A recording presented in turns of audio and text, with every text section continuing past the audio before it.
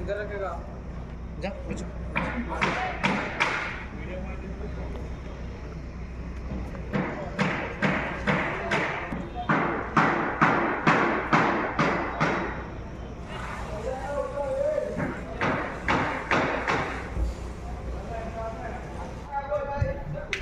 జవానికి తెలిసిన బయట తీసిన బయట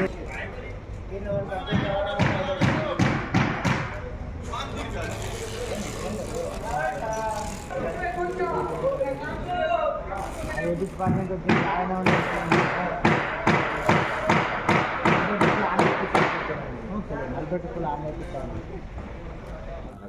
ఈరోజు మధ్యాహ్నం 3 గంటలకు గౌరవ ముఖ్యమంత్రి యనమల రేవంత్ రెడ్డి గారు ముఖ్యమంత్రి హోదాలో అలాగే రాష్ట్ర పిసిసి అధ్యక్షుని హోదాలో మొదటిసారిగా సిరిసిల్ల జిల్లాలోని సిరిసిల్ల నియోజకవర్గ హెడ్ క్వార్టర్స్ అయిన సిరిసిల్ల పట్టణానికి కరీంనగర్ పార్లమెంట్ స్థానం నుంచి పోటీ చేస్తున్న వెలిచాల రాజేంద్రరావు గారిని గెలిపించాలని చెప్పి ప్రచారంలో భాగంగా ఈరోజు మధ్యాహ్నం 3 గంటలకు విచ్చేస్తున్నారు. ఇవాళ అట్టి సభకు ఎప్పుడెప్పుడు ముఖ్యమంత్రి రెడ్డి గారు వస్తారా, వారి యొక్క సభను మేము విజయవంతం చేయాలని చెప్పి సిరిసిల్ల జిల్లా ప్రజలు అలాగే కాంగ్రెస్ శ్రేణులు కార్యకర్తలు శ్రేయోభిలాషులందరూ కూడా ఎదురు చూస్తుండే. వాళ్ళ అట్టి సమయం ఇంకొన్ని గంటల్లోనే రాబోతుంది కాబట్టి వారందరూ కూడా స్వచ్ఛందంగా పెద్ద ఎత్తున తరలి రావడానికి సిద్ధంగా ఉన్నారు.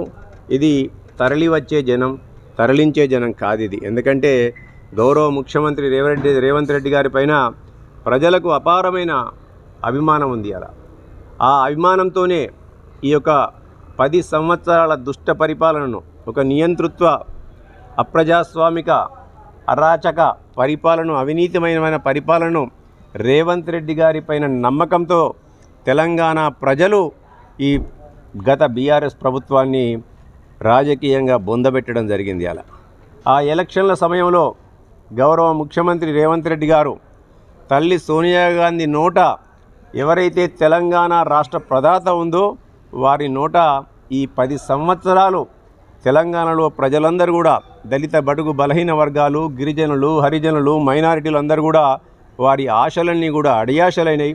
తెలంగాణ అమరవీరుల యొక్క ఆశలు నెరవేర్చలేదని చెప్పి తెలుసుకొని 6 గ్యారెంటీలను ఇప్పించడం జరిగింది. వాళ్ళ ఆ 6 గ్యారెంటీలను అన్నమాట నిలబెట్టుకునే విధంగా మాట తప్పకుండా మడమ తిప్పకుండా 100 రోజుల్లోనే 5 గ్యారెంటీలను అమలు చేయించిన ఘనత కూడా గౌరవ ముఖ్యమంత్రి గారికి, తల్లి సోనియా గాంధీ గారికి దక్కింది. వాళ్ళ కాబట్టి అందుకే గౌరవ ముఖ్యమంత్రి గారు ఒకటే మాట చెప్తుండ్రు, ఇది నా పరిపాలనకు, ఇది నా 4 నెలల పరిపాలనకు ఇది రెఫరెండం.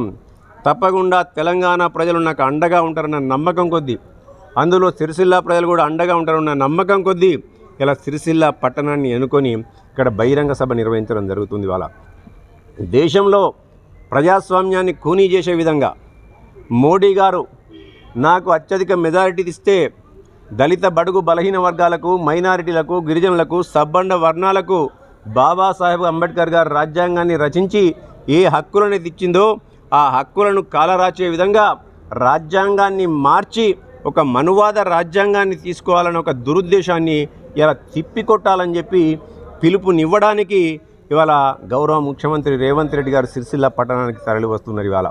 కాబట్టి సిరిసిల్ల ప్రజలతో పాటు తెలంగాణ ప్రజలందరూ కూడా బీజేపీ హటావ్ భారత్కు బచావ్ అనే ఒక నినాదాన్ని తీసుకొని ముందుకు పోతున్న తరుణంలో కరీంనగర్ పార్లమెంటు స్థానం నుంచి ఇలా వెలిచాల రాజేంద్రరావు గారిని గెలిపించడం తథ్యమని మేము అందరం కూడా భావిస్తున్నాం. ఇలా ఇట్టి సభకు ప్రజలందరూ కూడా స్వచ్ఛందంగా తరలి వస్తున్నారు కాబట్టి ఎండవేడివి ఎక్కువగా ఉంది. అలా భానుడు భగభగలాడుతుండి వాళ్ళ కాబట్టి ఆ తాపాన్ని, ఆ ఉష్ణోగ్రతను తట్టుకోవడం కొరకు మా శాయశక్తుల వారికి అన్ని రకాల సదుపాయాలు కల్పించడానికి వాటర్ ప్యాకెట్లను కానివ్వండి, మజ్జిగ ప్యాకెట్లను కానివ్వండి, దాంతోపాటు పార్కింగ్ సదుపాయాలన్నింటినీ కూడా టెంట్లు వేసి పార్కింగ్ సదుపాయాలను కూడా తీసుకురావడం కూడా అనేకమైన చర్యలు తీసుకున్నాం.